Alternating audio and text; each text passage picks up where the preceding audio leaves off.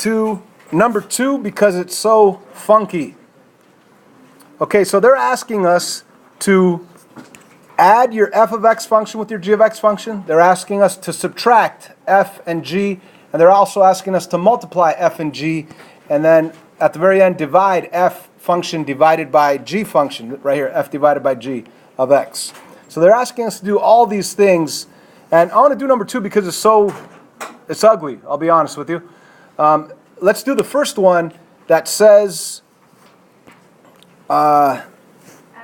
f plus g of x, right? So we're going to add the f of x with the g of x function. Okay, so that really just means f of x plus g of x. Okay, so let's do f of x plus g of x. That is 8x squared plus the fraction 1 over x squared. Now, when you want to add fractions, you need a common denominator, right? So the 8x squared is really over a 1, and if you wanted a common denominator, you'd have to multiply that first fraction, both top and bottom, by x squared. So that first fraction is going to become 8x to the 4th over x squared plus 1 over x squared. And now you're able to add the top with the top, which in reality you can't even really add. You're just going to write it together. 8x to the 4th plus 1 over x squared. I think this is kind of silly, but that's the answer that they wrote on the back side of your worksheet. All the answers are already there so you could check. Not only that though, if this is our answer, what must we also state as a part of this answer? What do we also have to say? X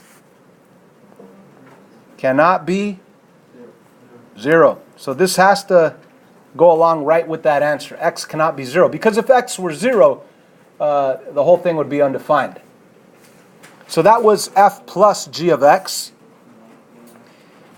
And let's now do f minus g of x, which is going to be the same thing. You're going to need a common denominator. I think it's kind of silly. I'm not going to ask this one on the test, so I'm not even going to explain it.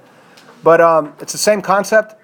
Let's jump to something that we might see on a test like f times g of x and f divided by g of x. F of x divided by g of x. So if we're going for the f times g of x, that's your f of x function times your g of x function. And your f of x function is 8x squared times your g of x function, which is 1 over x squared. Is that difficult or is that easy? It's easy, right? How do you multiply fractions with other terms? Just put it over 1, multiply top with the top, bottom with the bottom.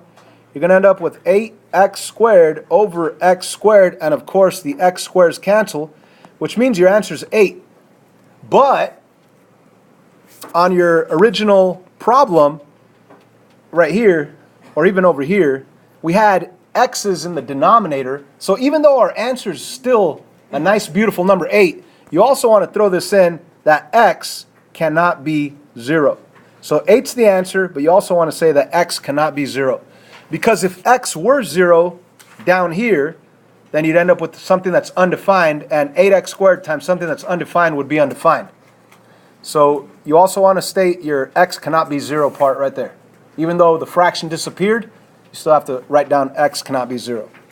Let's go for the f divided by g of x. Let's take the f of x function and divide by g of x function. So the f of x function is 8x squared, and we're going to divide it by the g of x function, which is 1 over x squared. So once again, this is f of x divided by g of x. And that's what I get. I get 8x squared divided by 1 over x squared. Now, to make this look nicer, let's write it horizontally instead of vertically. We're going to make this 8x squared divided by 1 over x squared. And when you divide by a fraction, what do you really do? Multiply by the reciprocal. So you're really going to have 8x squared times x squared over 1, and you don't even need the over 1 anymore. So your final answer is going to be 8x to the fourth. So when you divide f of x by g of x, your answer is 8x to the fourth. And once again, because the original problem has a variable in the denominator, x squared in the denominator, you want to state that x cannot be 0 also.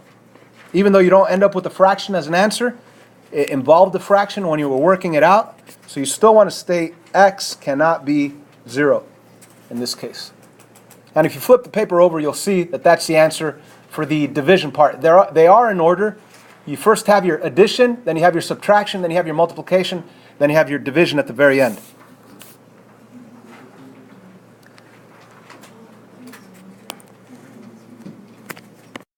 So let's check out number 13. And once again, you know what?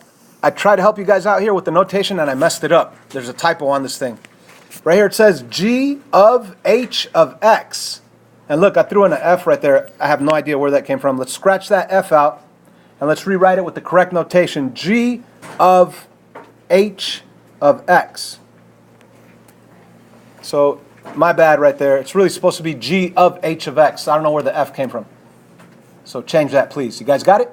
Okay, so we're going to do g of h of x. And then they're going to ask us to do it the other way around, where you're going to have h of g of x. So remember, whatever's inside is what you're going to plug into the greater function g. Okay? So whatever's inside is what you're plugging into the greater function. So let's do number 12, we said? Or what? No, 13. 13. So let me do some notation here. Let's do g of h of x. So what does this notation say? It says that I'm going to plug in my h of x function into my g of x function. I'm going to take this guy and plug it in where? Into the g, into the x part of the g of x function. So it's really going to say parenthesis minus 2, and in the parenthesis I'm going to put the 3x squared plus 1. And notice that there is nothing to distribute out here inside. There's nothing to distribute, so I don't really need the parentheses. It's really just 3x squared plus 1 minus 2.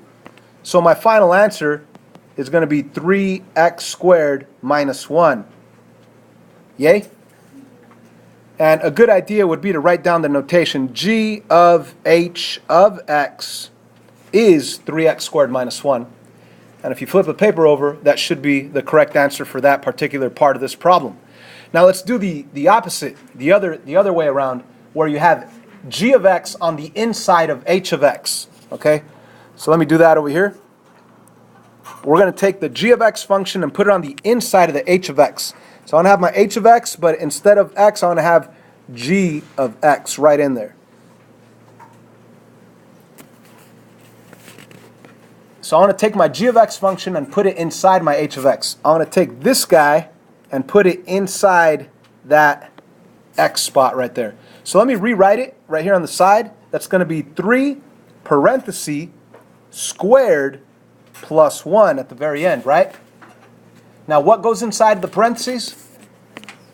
X minus 2. And now we have a lot of math to do here. And of course we need to use the correct order of operations. We're going to go x minus 2 squared, and in order for us to do that, it's a good idea to write it out. X minus 2 times x minus 2. Exponents first. So we're going to distribute, and we're going to get x squared, because x times x is x squared, and then x times negative 2 is negative 2x, and another negative 2 times another x is another negative 2x, and I want to combine that in my head and get a negative 4x, and then negative 2 times negative 2 is positive 4. So far I've just done this binomial squared. Now of course I still need to multiply this binomial squared by 3, and then at the very end add 1 to it. So I'm going to distribute the 3 in. That's going to be 3x squared minus 12x plus 12 plus 1 at the very end. So my final answer is going to be 3x squared minus 12x plus 13. And of course, this is the answer to h of g of x. And of course, that means that you plugged in your g of x into your h of x function. Let's jump to one of the final questions here on the last part of our homework. Let's do pick one. Which one do you want to do? 18. Okay. So on 18, they're asking us to do h of g of negative 3. So the way we're going to do this, we're going to work from the inside out. You have a negative 3, and what are you going to do with the negative 3? You're going to plug it into the g function, and you're going to get an answer. And then once you get that answer, you're going to plug in that answer into your h function. Again, it's working from the inside. Take the negative 3, plug it into your g, get an answer, and then plug in that answer into your h. Does that make sense? So let's start with g of negative 3. And if you want, you could even do the notation right here on the side. G of negative 3, what is g of negative 3? Well, that would simply be 5 times negative 3. Yeah, it's negative 15. So g of negative 3, if you plug in negative 3 right there, it's 5 times negative 3, that's negative 15. So g of negative 3 is negative 15 really. So what I'm going to do now is rewrite it. Instead of h of g of negative 3, I already know what g of negative 3 is. It's negative 15. And now I'm going to plug in negative 15 into my h of x function. And as you can see, my h of x function up here is x plus 4. So I'm really going to have negative 15 plus 4. And negative 15 plus 4 is equal to negative 11.